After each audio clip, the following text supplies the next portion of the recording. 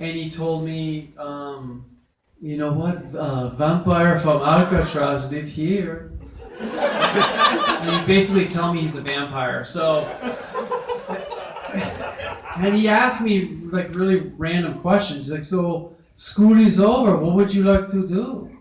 And I was like, I want to move to LA, because at that point, I mean, you had to send, there was no Skype or anything, you had to send VHS tapes, so you had to be in LA if you wanted to try it. And he randomly had a vacant apartment in LA, just sitting there. So he's like, well, we can go check out if you like. And so my mom was not going to let that happen. She basically followed me to meet him to figure out where we were going. And my mom and Tommy meeting is just like the worst worlds colliding. And she said to him right as we were going to leave, she's like, no sex. And I'm like 20 and I'm just going, oh, I'm so embarrassed. And Tommy's like, I thought he was just going to be like, yeah, no problem, bye. He's like, well, we all do. And anyway, it was humiliating. But we get to LA. I ended up taking the apartment. It was a really weird situation. But like on my fourth audition, I booked the lead in a movie. Yeah, that kind of says it all. But I thought it was cool. I was thankful to Tommy. I flew to San Francisco to tell him I got the lead in this movie. And he's like, oh my God, I need candy. And he like reached in the back seat and started eating candy. And the next thing you know, he's like, you know what? If this guy can do it, I will do it too. I moved to Los Angeles. And so he decided he was going to move to LA into the apartment that I was renting from him, which was small enough as it was. And he'd block off the curtains. You'd block off the place with like black curtains. And he's like peek behind it and he'd say, no one's allowed in here. And then I'd walk into the apartment and he would be hanging upside down from like a pull-up bar in my bedroom like a bat. Well, that's another one, but anyway, yeah. Then he moves to LA. Yeah, there he is. He moves to LA and he starts sending out his headshots to everybody in town. That picture that just flashed. And I'm like, why would you send those pictures out? The casting directors, if they would call you and they'd wonder what it'd like to be murdered. I mean, it was like... So that was basically what happened. We were roommates. It was really weird. And then one night I took him to see a movie called The Talented Mr. Ripley. And anyway, I thought I'd read to you guys what it was like going home after seeing that movie. Usually when I'd seen movies with Tommy, you'd get bored, he'd fall asleep. Like have you guys seen the movie Her? Yeah. He fell asleep within 10 minutes and then kept elbowing me saying, let's go, it's so boring. Well, when we saw The Talented Mr. Ripley, he was totally into it. And he was like sweating, and we got into the car, and he was just like really intense. And so, anyway, this is what happened. Tommy and I didn't talk much until after we got into his car. On La Cienega, some limos were cruising alongside us. The Golden Globes had just gotten out.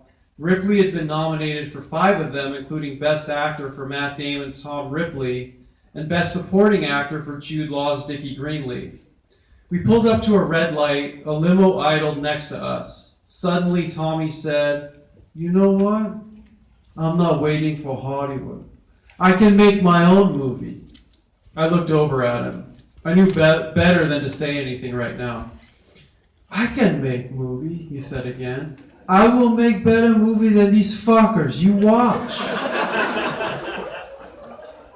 He sped up and cut off the next limo in front of us. Parenthesis. I know they don't want me. I know they don't understand me, guy with accent, long hair. So I show them. I show them what I can do.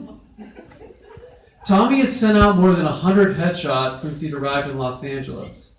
He did, in other words, exactly what I'd done when I got here. No one had called him back, not one person. We returned to the apartment. Tommy drew his curtains and sat down at his desk. He was rubbing his forehead, his eyes as intensely focused as a laser beam. I started to head off to my bedroom, but Tommy asked me to stay and talk with him some more. He ran his hands through his hair and slouched over and didn't say anything for a long time. Then he sat up. You know what? Fuck it, man. I would write my own play.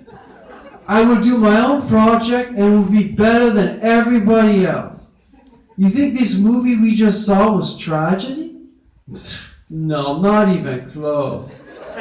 I will make tragedy. People will see my project. And you know what?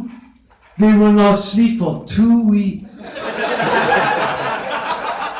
They will be completely shocked. You watch. I'd seen Tommy angry before, but this was different. For the first time since I'd known him, his anger had a discernible target. He wasn't going to try to please Hollywood anymore. Forget the headshot game, the get an agent game, the audition game, the sell yourself game. He'd make his own rules and create his own project. Ripley had planted a mysterious seed inside him. Excited by his own plan, Tommy stood up and pounded himself on the chest. Listen to me, okay? I'm going to do it all myself, everything. I'm going to show all these fuckers from Hollywood in limousines.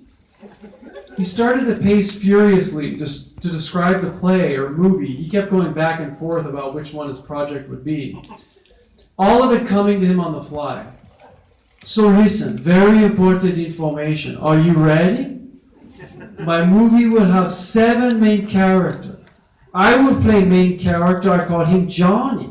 He has this beautiful girl, Blondie, and his best friend, this all-America handsome guy. You will play him. It all takes place in one room, this drama. Everybody is so close and life is perfect. But then beautiful girl, she betray him.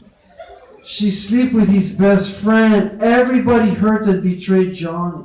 So he become furious. He's fed up with his life, with everybody, and he decides to kill himself in front of the entire world. Then everybody will see. People will be shocked. It will be big drama. After my creation, people will not sleep for 2 weeks. You watch. Hollywood want reaction. I give these bastards their reaction. Not until years later did I really understand what Tommy had done.